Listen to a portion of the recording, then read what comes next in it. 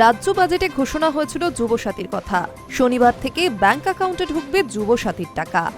ধর্মতলার metro চ্যানেলের ধর্ণা মঞ্চ থেকে বড় ঘোষণা মুখ্যমন্ত্রী মমতা বন্দ্যোপাধ্যায়ের। স্বাভাবিকভাবেই তাতে খুশি বেকার যুবক যুবতীরা। ২৬ বিধানসভা ভোটের মুখে তার এই ঘোষণা যথেষ্টই তাৎপর্যপূর্ণ, সে বিষয়ে কোনোই সন্দেহ নেই। রাজ্য বাজেটে বেকারদের জন্য যুবসাথী প্রকল্পের কথা ঘোষণা করা হয়েছিল। তার ফলে প্রতি মাসে ১৫০০ টাকা করে আবেদনকারীদের অ্যাকাউন্টে ঢুকবে। তবে যুবসাথীতে আবেদনের ক্ষেত্রে বেশ কয়েকটি শর্তও বেঁধে দিয়েছিল রাজ্য সরকার। অবশ্যই ২১ থেকে ৪০ বছর বয়সীরা আবেদন করতে পারবেন। যারা রাজ্য সরকারের অন্য কোনো জনমুখী প্রকল্পের আওতায় তারা টাকা পাবেন না। জানানো হয় এপ্রিল থেকেই মিলবে এই প্রকল্পের সুবিধা। তবে এসআইআর এর প্রতিবাদে ধর্মতলার মেট্রো চ্যানেলে ধর্নার দ্বিতীয় দিনে মমতা জানান, এপ্রিল নয় ৭ই মার্চ শনিবার থেকেই আবেদনকারীদের অ্যাকাউন্টে ঢুকবে টাকা। প্রাথমিকভাবে আগামী ৫ বছর প্রতি মাসে এই টাকা পাবেন আবেদনকারীরা।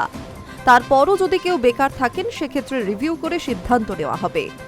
মধ্যপ্রাচ্যের যুদ্ধের আবহে ভারতের রান্নার গ্যাসের সিলিন্ডারের দাম বেড়েছে। গতকাল শুক্রবার মধ্যরাত থেকে গৃহস্থের রান্নার গ্যাসের সিলিন্ডার পিছু দাম ৭ টাকা বৃদ্ধি করা হয়েছে। এবার সেই বিষয়ে প্রবল ক্ষোভ উগরে দিলেন বাংলার মুখ্যমন্ত্রী মমতা বন্দ্যোপাধ্যায়। এদিনের এই মঞ্চ থেকেই রান্নার গ্যাসের মূল্য বৃদ্ধি ইস্যুতেও সরব হন মুখ্যমন্ত্রী। রবিবার ফের পথে নামবেন তিনি। কালো শাড়ি পরে হাতা খুন্তি হাতে মহিলাদের মিছিলে সামিল হওয়ার আর্জি জানান মমতা।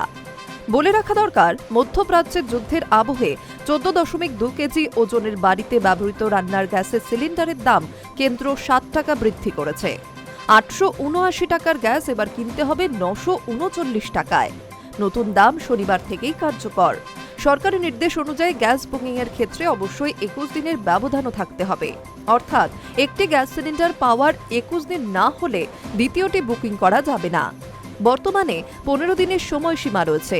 এরই প্রতিবাদে ধর্ণা মঞ্চ থেকে গর্জে ওঠেন বাংলার মুখ্যমন্ত্রী মমতা বন্দ্যোপাধ্যায়।